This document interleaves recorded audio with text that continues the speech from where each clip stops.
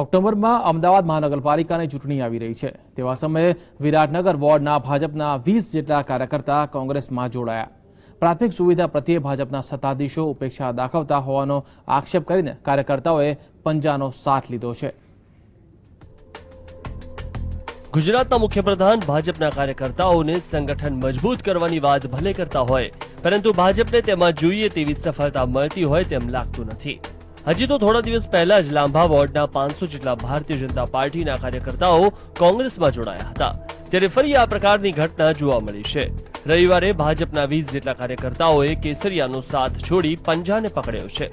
અમદાવાદમાં વિરાટનગર વોર્ડના ભાજપના કાર્યકર્તાઓએ શહેર કોંગ્રેસ પ્રમુખ ચેતન રાવલ, ધારાસભ્ય શૈલેષ પરમાર તેમજ કોર્પોરેશનના વિપક્ષી નેતાની હાજરીમાં પંજાનો સાથ સ્વીકાર્યો છે।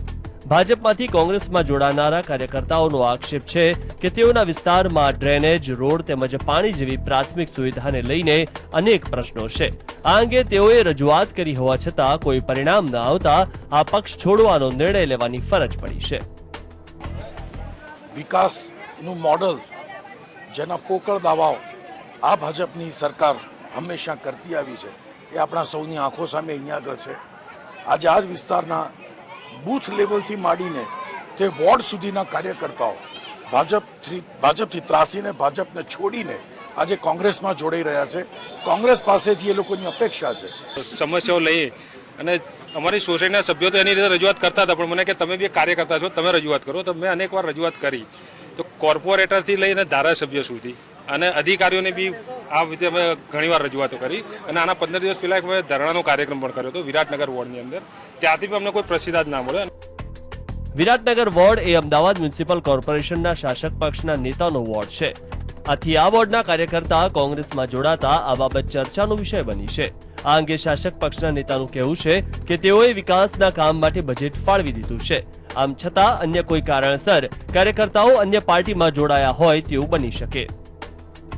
એ લોકોની રજૂઆત જે હતી એ અનુસંધાનમાં મેં ઓફિસરો સાથે બેસાડી અને એમનું સમાધાન કરાયું કે ભાઈ આ જે કામો છે એ કામો તાત્કાલિક થઈ જાય એના માટે થઈને અમે બજેટો ફાળવી દીધા, 3 કાઉન્સિલરો વત્તા ધારાસભ્ય, બરાબર।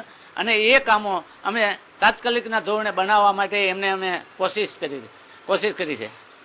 તે છતાં જો કોઈના ચડાવવાથી કે પોતાના સ્વાર્થ ખાતર જતા હોય તો એની મને ખ્યાલ નથી। ભાજપના કાર્યકર્તા કોંગ્રેસમાં જોડાતા કોંગ્રેસ પક્ષ ફરી જોમમાં આવી ગયો છે। દરેક પક્ષ માટે તેમનો કાર્યકર્તા મહત્વનો હોય છે। એક કાર્યકર્તાથી પાર્ટી મજબૂત બને છે। હવે જ્યારે ભાજપના કાર્યકર્તાઓ પંજાનો સાથ લઈ રહ્યા છે, ત્યારે ભાજપ આ અંગેથી કેવો બોધપાઠ લે છે તે જોવું રહ્યું। શક્ય છે કે ચૂંટણી પહેલા આવા બીજા કેસ પણ બને। કેમેરામેન દિલેશ સોસા સાથે ઝલક અધ્યારું, GSTV, અમદાવાદ।